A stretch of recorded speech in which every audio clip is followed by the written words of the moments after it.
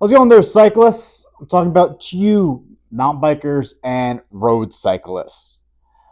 You guys tend to have some injuries and built up tension, tightness in that mid back, the hips, and I'm here to help you find screening ways to make sure that you're a-okay before you go for some kind of big rides and wind yourself up hurt and not be able to ride for the next few weeks to months.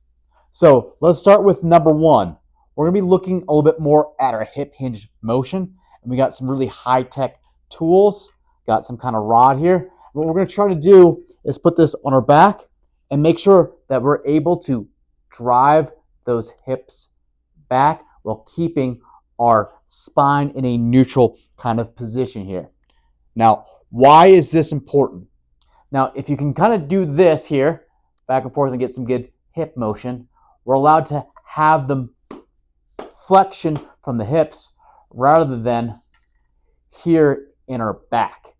So this position here when we ride is no good for our spine. If we go from the hips, which are designed a little bit more for that flexion, and if you look at trying to do something like a squat, pretty similar motion. So we know that this can take load. So we want to make sure that we have a nice neutral spine so that the spine can act like a good spring. The other way you can kind of test this is doing a hip hinge motion with our feet roughly 6 inches or so from the wall to start, and we can kind of work on driving our butt to touch the wall and then coming down here without allowing our back to break off. Without having our back to round out when our butts touch that wall through, and working on some flexibility there. The next aspects of what we want to check for our body to make sure we have the right kind of position and power and position when we ride our bike is making sure that our core strength is up to date and able to connect well throughout our body. So we can do something simple, just as a standard plank. Ideally, we can hold this plank for a minute or two. So having just a basic plank here, trying to keep our feet close together makes it more challenging. When we go for wider, that's easier. We can add a little bit of elements of movement of bringing our knee across and up, across, doing a little bit of that mountain climber aspects here. We can add some slight variations of twists with some planks, making sure we have our glutes engaged, our abdominals to fire up, keeping the strength with that, making sure we're not having drops like this or having ourselves in rounded spine. We do this to make sure that our spine can actually work correctly so we're not in the midst of a lot of pain. And if you can't hold the plank strong, even going onto your hands like this, well, then your neck and shoulders are going to take over, and that's no good for a big, long ride.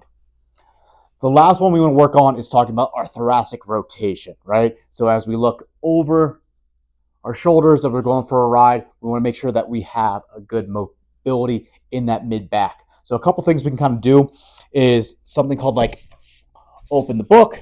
So if we lunge with our knee up against the wall here, we can go from across, keeping my shoulder and arm across this, pulling back and reaching and extending back, trying to get my shoulder blade, spine, and then the following shoulder blade down and looking across. Of course, I'm in a spot where having a little bit of difficulty, so let's try that again here. Pulling this back, slowly working our way, extending through, looking and following that way, trying to keep our hip against this wall. Now, to level this up, we can switch our legs, so then our far leg is up. Again, we're going to start the same way. Arm against the wall, flat as possible. Slowly pull our way back, so it's shoulder blade, spine, then other shoulder blade, and trying to push this hip up against the wall. Looking back, trying to get this shoulder blade and arm flat against the wall. Hold for about 5 to 10 seconds before returning back, and pulling through. You're going to want to repeat on both sides. Make sure that you have accessibility, not just on one side, but being able to then also do it from the other side, having good control and access to have that mobility. Cycling is very repetitive. We're going to be doing the same thing over and over again.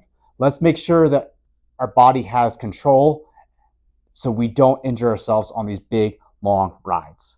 I'm Dr. Joe with Performance and Recovery Clinic here located in the Roaring Fork Valley.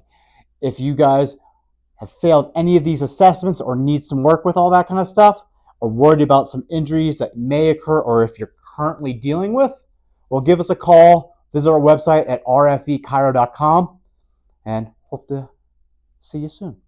Take care.